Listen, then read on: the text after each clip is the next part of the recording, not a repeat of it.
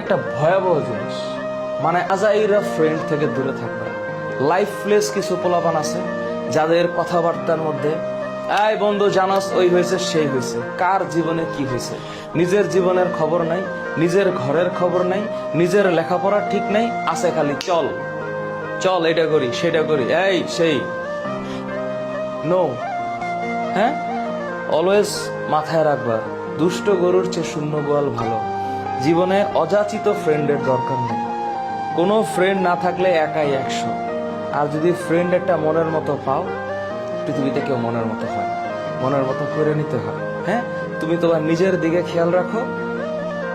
By chance তোমার যদি friend continue করার বা ফ্রেন্ডশিপ বজায় রাখার ক্ষমতা থাকে, অটোমেটিক তোমার লাইফের সাথে কিছু মানুষ জুড়ে যাবে। ভালো ফ্রেন্ড হচ্ছে জীবনের জন্য একটা ব্লেসিং। যদি না থাকে কষ্ট পায়ও না, যদি থাকে আলহামদুলিল্লাহ। কিন্তু আইডেন্টিফাই করে অসৎ সঙ্গ যেন না থাকে। অপ্রয়োজনীয় কোনো সম্পর্ক, আল্লাহর ওয়াস্তে সম্পর্ক, রিলেশনশিপ, তোমাদের কাছে হাত জোর করতেছি। হ্যাঁ, এখন মনে করো যে হরমোনাল যে বাড়ি, কত কিছু যে ভালো লাগবে না, আহা হা, দেখলেই ভালো লাগে। ওয়াও, এমন করে তাকাইছে ভালো লেগেছে, ওইভাবে হাসি দিয়েছে ভালো লেগেছে, ভালো জিনিস ভালো। কিন্তু এখানে একটা শব্দ আছে লিপ্ত। এই লিপ্ত মানে হচ্ছে আটকে যাওয়া, স্টিক হওয়া যাবে না।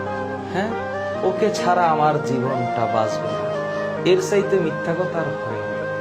জীবনের জন্য লাগে অক্সিজেন, মানুষ তো।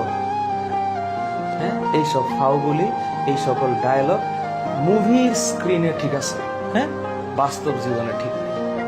বাস্তব জীবনে আবেগ বিবেক দুইটাই লাগবে। শুধু আবেগ কাজ করলে আর বিবেক না কাজ করলেও হবে না, আবার বিবেক না কাজ করে আবেগ কাজ করলে হবে না। আবেগও লাগবে, বিবেকও লাগবে, দুইটা জিনিসের সুন্দর সম্মিলন থাকবে। Last point, social media, Facebook, TikTok না করে জীবনটার একটু ঠিকঠাক করো, তাহলেই দেখবা মাশাআল্লাহ আলহামদুলিল্লাহ, সবার জন্য শুভকামনা। যা বলেছি মাথায় রাখো।